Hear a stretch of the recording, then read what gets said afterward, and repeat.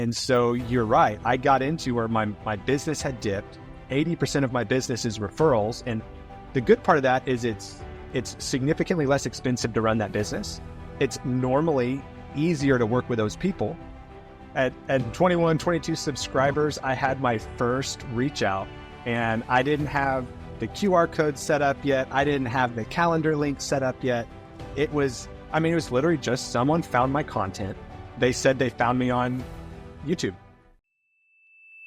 Today, we're talking with my good friend, Jared Benson, just outside of Fort Worth. He's in a really small market, and he's not really interested in working the bigger market. He likes staying within about a 10-minute drive of his home so he can be at home every day to have dinner with the family, hang out on the weekends and not spend too much time out and about, especially commuting across Dallas, Fort Worth, which we know you can get caught up in. So focusing on a small market, though, he had a very early success when he started his channel. Only 21 subscribers and got his first deal under contract, and it was twice the amount of his average price point in that market. So he was able to close that deal in less than 90 days from starting that channel, and now he's got many more reach outs coming. And we wanted to highlight his success as a new channel because a lot of people are asking that question, which is it too late? Or is there still opportunity? What if I start a channel right now? And Jared kind of covers all of that in this conversation with him today, so I can't wait to share it with you. All right, welcome, Jared, from Fort Worth. Actually, not really Fort Worth, right? You're just west of Fort Worth, and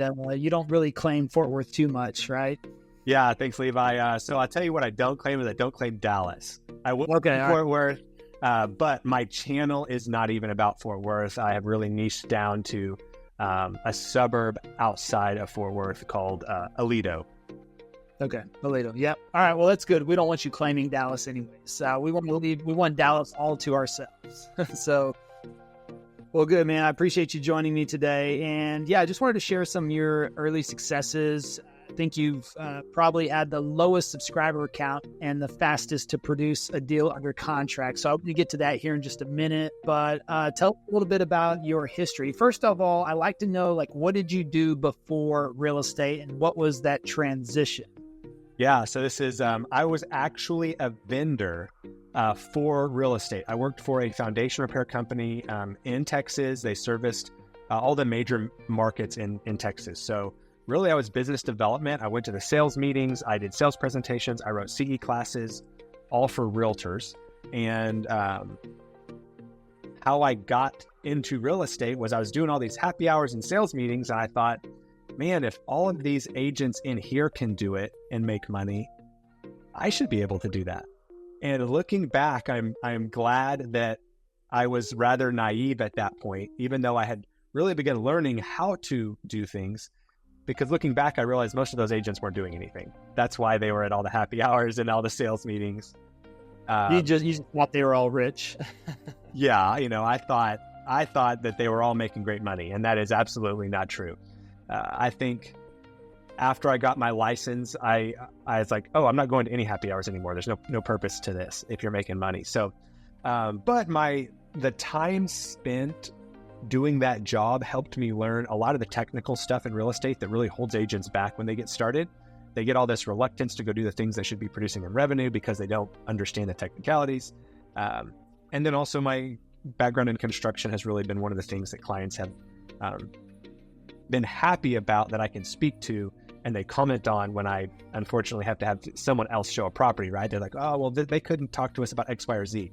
And that's, to be honest, kind of a barrier for myself in my growth and what that looks like. So kind of that's a mid-length story short, how I got here. There you go. And you got licensed about 8 years ago? Yeah, early 2017 is when I was licensed. So maybe 7.5-ish years. Got my broker's license the month I could get it. And so I'm a broker now. Tell me about the last 8 years in the real estate business and how you have been generating leads over that time period. Yeah, so I got started at a brokerage that was a big Buffini proponent. So work by referral, and that's a great idea and a great concept. And it's tough when you get started to work by referral. I've done sales trainings from Tom Ferry, and I've been coached through that process. And thankfully, I will say that I think over the course of my career, approximately 80% of my business has been sphere and referral. Now that 80% was a much smaller number years 1 and 2 and 3, right?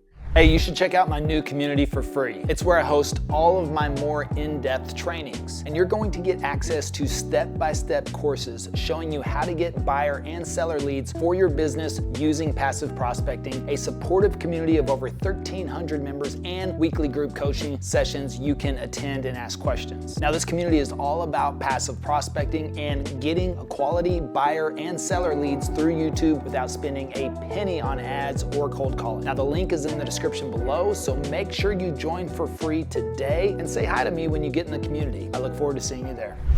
But that is working with my sphere well, and being someone that they understand is active and producing, and I just stay in front of them, not in a salesy way, but I just stay in front of them. That has benefited me as I've gone about my career. And so what does that percentages look like? I think that my first year I did 19 transactions. My second year I did closer to 30. Year 3 was like 36, and then 42, and then 48. So the last 3 years prior to last year, it was about 50 deals plus or minus I was doing on my own with a licensed assistant. Last year I had a dip like a lot of agents did, and I took about a 40% drop in my business last year, and and that is what led me to why we're talking here today. All right, so let's talk about starting out in referrals, because clarify what that means. Like, how do you just start in referrals? Does that mean, do you just start talking to people and say, hey, do you know anybody that's going to be buying or selling a home soon? Honestly, man, this is going to sound terrible. I couldn't ask my friends that. I just couldn't. And so I had to find ways that I could get in front of people that I already knew and they already knew me, and offer them value so that they knew that I was leading with value, right? And it's kind of the same principle of your channel is let's lead with value. And so the conversations I've had with new agents is call your friends, call your family, let them know you're in real estate, but tell them, but really take the approach of how can I help you? So are you a small business owner, and what does your clientele look like? Are you an engineer? Are you in business and you're B2B? Well, okay, well, I meet business owners. So really leading in value and offering the value, and you've got, the law of reciprocity, which I'm sure most of your people are familiar with, but if you start doing things for other people, they're going to have an innate desire to do something back for you. So if you can keep that in an authentic form, you will see business come back, and then there's just meeting people, man. Like a decent percentage of my business is not even people I've known for a long time. It's people I've met in the last 6 to 12 months who are now transacting with me just because I'm not a recluse and I'm respectable in the way I carry myself out and about, right? I'm not getting involved in political drama online. I've been married for 10 years, I'm not out at the bars drinking all the time, which, there's a place for lots of these things, but real estate is a super personal business. And so like it or not, your personal life is a reflection of your real estate business. And so kind of some carryovers there. And then maybe one other thing that people can actually do is I would do open houses as a young agent, and they weren't mine. I would do videos. I would walk around and do videos. And lots of my friends did not realize those were not my listings. I didn't claim them as my listings, but they just assumed that if I was doing an open house, it was my listing, which made it look like I was doing more business than I was, which then helped me do more business than I had done previously. So being in front of people. I know. I love that, because there's so much opportunity out there, and that is really something that anybody can take advantage of. And you don't have to fake it till you make it. Just do the work. And just like I did YouTube, I didn't really know how to be a great real estate agent, but I've lived in Dallas for 20 plus years. So I know Dallas, and I just stuck to what I know, which is Dallas. And I talked about Dallas. I didn't try to be this agent that knows it all and everything. I just said, I'm going to talk about what I know. And people assumed I'd been in the business for 10, 20 years, right? Yeah. And so, I mean, it was crazy because, and nobody ever called me and questioned that or even asked me, how long have you been in business? How many homes have you sold? What's your production level? What brokerage are you with? They didn't care about any of that. They saw the value. And then, like you said, even if you're not doing that on video, you can do that with open houses. I mean, if you're on the phone, confidence is everything on the phone. So, right? I mean, so if you're going to pick up that phone, you got to stand up straight, put your chest out a little bit, smile. Use your voice.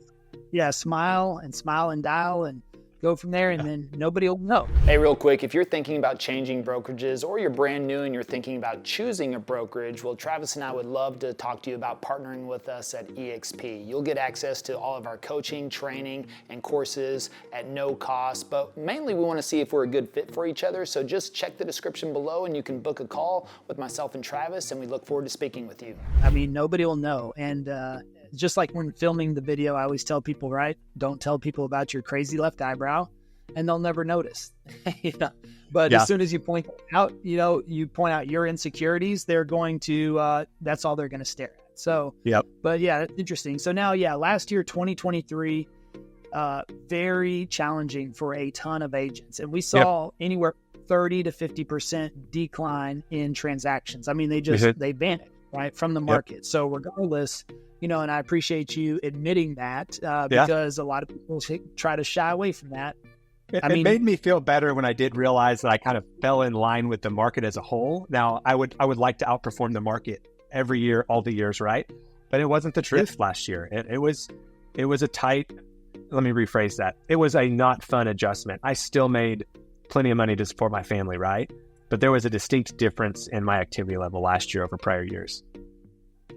Yeah, I'm just looking at, I never really did the math, but so we took about a 25% hit last year compared to transaction count the year before. And depending on your market, probably 30 to 50% would just be out of the market. So it's not really your fault. It was just that those transactions weren't present in the market. So we took about a 25% hit. You said 40, which really both of those fall right in line where most people took that hit. Now, if you only were doing a couple of transactions, a lot of those agents saw 100% drop in business. Oh yeah. I had previously years ago when everything was blowing and going, I was like, man, I'm looking forward to a recession. I want to get the bad agents out and I'll be just fine. I was like, oh, man, I'm in the middle of, and I'm not calling it a recession, but it was a housing adjustment, right? I was like, this is not as fun as I thought it might otherwise be for myself.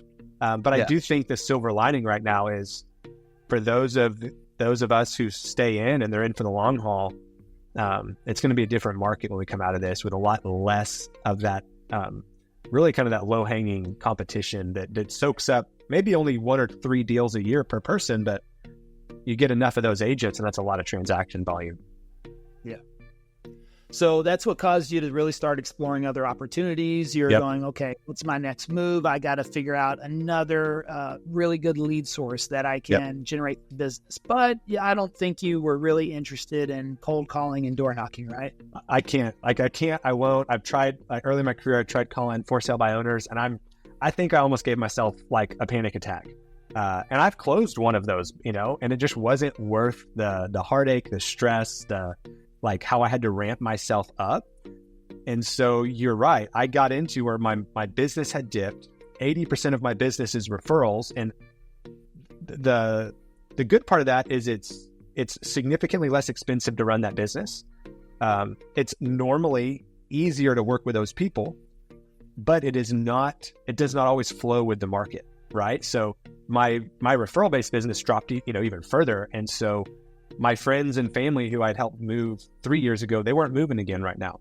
So I had to find something that was not just, digging into my sphere better. And it was, and I had to be honest with myself, what am I willing to do? Because I wasn't willing to do cold calling and door knocking. And for some reason, open houses had never been my thing. Like I've never had a good conversion rate with them. I can do it. And part of that is I don't like calling people I don't know. And what do you have to do to get business off an open house is just follow up and follow up and follow up with these random people that don't want to hear from you. So crazy story, and I'll make it really short. It was the business personal property appraiser in Tarrant County that mentioned your name and how he liked watching your YouTube channels. And the only reason he was in my office is because they had screwed up my tax assessment 2 years prior, and I'd paid like 10 times my business personal property tax. And so I'd fought it, and I didn't do it right. And thankfully I was in the office one day. He came in to check on the property again. And side note, everything's fixed. He fixed it. But he mentioned, he's like, oh, you're a broker. Oh, there's this guy in Dallas. I like watching his YouTube videos. And I wrote your name down while he was in my office on a little yellow sticky note. And I just looked you up. And the way my brain processed this was, if this random person that works for the city of Fort Worth is watching a real estate agent, broker, realtor in Dallas County, in Dallas, and he likes it, there's something this guy's doing that draws people to his channel and to his content. And I can perform well in front of people. I had done enough in front of a camera that I knew I could do it, right? And that's a big threshold. I'm sure you see that. And I'm sure your program, there's a lot of people that are struggling because they've never been in front of a camera before. Yeah. So thankfully I didn't have that big hurdle, but getting comfortable is very different too. Being willing to do it and then getting comfortable is two different things. So that's what I did, man. I pulled you up. I found, I'm not even sure, when I searched your name, it might have been Passive Prospecting first. It might have been your Dallas channel first. I don't remember. I found that you had something to offer, and I think I ordered your book like the next day. Nice. Bought it off Amazon or? Yeah, I'm pretty sure it's Amazon. I'm a big Amazon guy. It's like if it's not on Prime, I don't even want it, which is terrible. It's funny. I see ads for stuff, and then the first thing I do is I go check on Amazon and see if it's there instead of going to. It wasn't Amazon. I'm a big reader, but I prefer reading fiction. I listen to my business book, so I bought it on Audible. So okay. I was at least one of those people. I know you spent a ton of time recording that. I know I saw a lot of your shorts because I got targeted after I'd found you. So I know you had a lot of shorts, I realized it was you reading for Audible, and it was content that you were repurposing, which is what you should do when you can. So I listened to it on Audible first, and then I might have bought the paperback book after that so that I could work through it myself.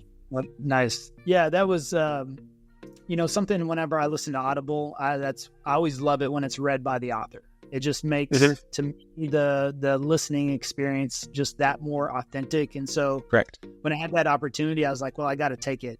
Am I looking forward to reading my own book out loud the whole time? The way you should do that before you publish it, because then I caught a couple of sentences. I was like, I don't know if that makes sense. Now that I say it that way, now that I'm reading this out loud, and it's funny because, we had a publisher and they worked through all of that. But, anytime you look at something over and over and over again, but it's funny because that took me 2 days to record, and I recorded, I think, almost 6 hours each day, which they didn't recommend, but I wanted to get it over quickly. And they said, you should probably record like 2 or 3 hours and then just do that. And I was like, let me just go until my voice gives out.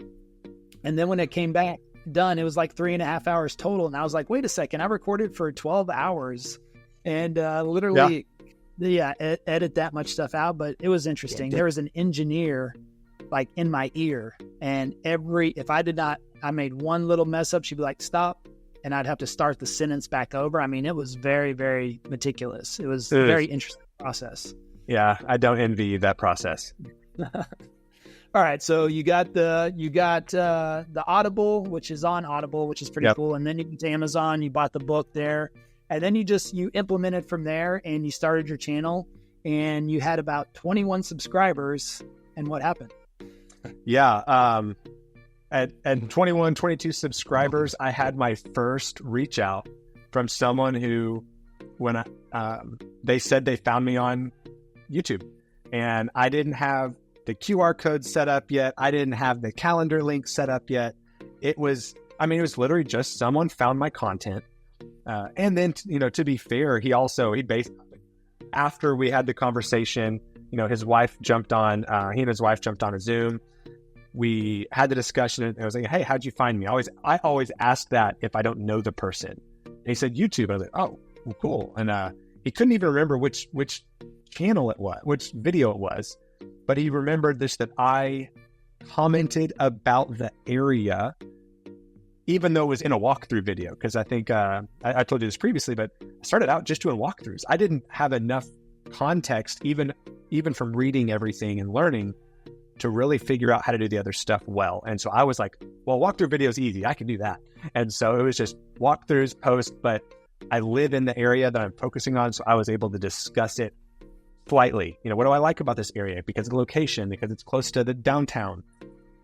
So yeah, 21 subscribers, and then 55 days from first contact to being under contract. And thankfully, he was buying a completed new construction home. And so that meant, you know, it was sub 90 days from contact to I got paid. And that's when I was like, all right, this is awesome. And it was above average sale price for me. So my average sales price across Fort Worth, so Tarrant County and Parker County, is about $425,000 last year, which is, that's normal. This home was an $800,000 home. So this was, which is a little above average, even for my small market, which is why I'm focusing on Aledo. The average sales price or listed price is about $700. So, you know, not only did I get a lead quickly and a contract quickly, but it was also almost 2 times my personal average sales price, which is my goal anyways. But the video and this program helped support a goal I already had, which was focusing my business into my niched market. That's awesome. Wow, that's amazing. And how did it go with that client? How were they? Were they happy to talk to you? They were awesome. They were just like, and you know, granted, you know, okay, let's say that these were just cool people. But one of the things you've mentioned in your videos is you don't need to worry about your own insecurities or your own imperfections, or maybe English isn't your first language. Like, the people who call you know that already. There's no need to be self-conscious about it. I mean, he was telling me about like the issues that they were dealing with potentially with their daughter around this move, and how she had stayed home to go to college, and now they were kind of like ripping that away from her. They hadn't even discussed the move with their close personal friends who were going to be their realtors, right? So they're telling me about, they have family who's a realtor and they have a friend who's a realtor. And it was just a totally different level of trust and authenticity that I experienced from someone who really was a complete stranger from that first call. You know, they've moved here. I've had lunch with him since they moved. You know, we're going to have them over for dinner. I mean, they're great people. They're older than us. They have like college age kids. But it was so different from my average, like, cold internet lead. Yeah. That's awesome. And so since then you were like, wow, this just from a book, maybe I should check out the full program, huh? So I got under contract. I reached out to your team. I did end up paying for the program, went through the program, you know, went through the course, and then, planned out the videos. And that's kind of where I'm at now. I am I've completed the coursework. I've done that, first full month, kind of a big push for videos, kind of more in, I say not even in maintenance mode, really 1 video per week is still pretty rigorous for a solo agent with an assistant, even with an editor, because now my business is ramped back up. I had like 10 properties under contract 2 weeks ago, and it is tough to keep up with it if you're not ahead. So that's my advice to everyone, is get ahead like they tell you to.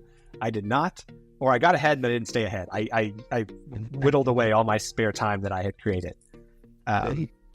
So that is going well. I will say I've had 2 more like personal reach outs. It's people, actually it's 3. I'm pretty sure 1 is a professional time waster, because I mentioned it to another buddy who is doing something similar, and he's talked to the same person multiple times. So, but two really solid leads. Like, they call me up and they basically start the call with, hey, I saw your YouTube channel. Hey, I was watching your videos. Hey, I'm out of state. I want to move to Texas. Aledo's at the top of my list, and I found you. a couple of them, hey, there's a bunch of people who do videos, but you live in Aledo, and that's why I want to work with you. So those have not turned into contracts yet, but like I can already see the progress in the work. Yeah. Well, and that's the reason I wanted to talk to you as well, is just because a lot of times we feature people's success after they've been in the channel for a year or 2 years, and then they have massive success, right? And a lot of people look at that sometimes and go, okay, yeah, that's great, but what about me? I'm just now starting out. And you literally just got started, 21 subscribers. That might be the lowest subscriber count that we know of that has generated a deal. And like you said, and our average for contact under contract, and the reason we say contact to under contract, because yes, we do so much new construction. They might be out for 3-4 months to finish that build. So we want to like, hey, when did they reach out to us? When did we get them under contract? And we still average about 51 days. So you came in right at 55 days, contact under contract, but still, like you said, they still closed 30 days later or so, and were able to secure a paycheck for twice your price point in less than 90 days from starting your channel. And now you've got more reach outs coming in. The conversations are good. It's just a matter of time now. And usually this is about the time that we start to see phone calls really pick up. So the fact that you've already had an early win is really motivating, right? And also it's like, yeah, great. So easy. The conversation, you've already developed a relationship and a friendship with this person. And that's what it's all about. And I really appreciate this, because this is what's will help encourage other people that are just getting started or about to start and wondering, okay, yeah, but, and the thing is too, is like, I don't want to set the expectation for 21 subscribers and you get a deal, but look, it can happen. The other day we had somebody that posted one video and 13 hours later got a phone call, and so it can happen really fast, but it can also take a little bit of time as well. And you're also niching down to really a very specific suburb. You're not even focused on, you're going on an area that's about 30 minutes outside of there, and really just kind of focusing on that too. So that will limit your reach a little bit. Yeah. And I knew that going in, and it's a conversation I even had with my wife, but it's like our whole like school attendance region covers multiple cities, but we kind of call it kind of the Aledo area. And the attendance, the population in the attendance zone is like only 40,000 people, right? So I know that my pool that I'm kind of fishing in is significantly smaller, but I also know I'm the only one doing this in my market specifically. So all the Fort Worth channels that have one video about Aledo, sure, that's great. Maybe that'll help them. But if someone is really focused on Aledo and they start looking in Aledo, they're going to see, I already have multiple videos that rank first page for when you search different things. So I know that I'm going to be the Aledo expert, and that's what I want to be, because if I can sell above average price homes that are 10 minutes from me and not 40 minutes from me, that's how I'd like to run my business. Yeah, that's awesome. Well, thank you so much, Jared, for joining me today. And also, any final words of wisdom for those out there just getting started as well? Yeah. I'd say just get started. That's the biggest thing. It's like something I was thinking about earlier is just activity produces opportunity, right? So you just need to go do something, like pick something that you'll do, and be realistic with yourself. So this is not that hard, but it takes effort and consistency. And Levi has a playbook for you to follow. So if you don't know what to do, there's a playbook there. You just have to do it. Oh, and by the way, you can get a digital copy of Passive Prospecting in the description below. Yep. So make sure you check that out. But yeah, I appreciate you sharing that. And I love that. I wrote that down. Activity produces opportunity. That's a great, simple quote. Did you come up with that, or did you get that from someone? Can I claim that I did? Like, sure. I don't know if I heard it. I probably heard it somewhere. I don't know if I've heard it said that way. So I think that's pretty good. Usually they say like, what is it? Luck is whenever activity meets opportunity. Something like that. Yeah. There's one referencing luck. Yeah, I know. I'll claim it if nobody claims it first, but I'm not that smart, so it's probably somebody else. Yeah, there you go. All right. Well, thanks for joining me today, Jared, and we appreciate you.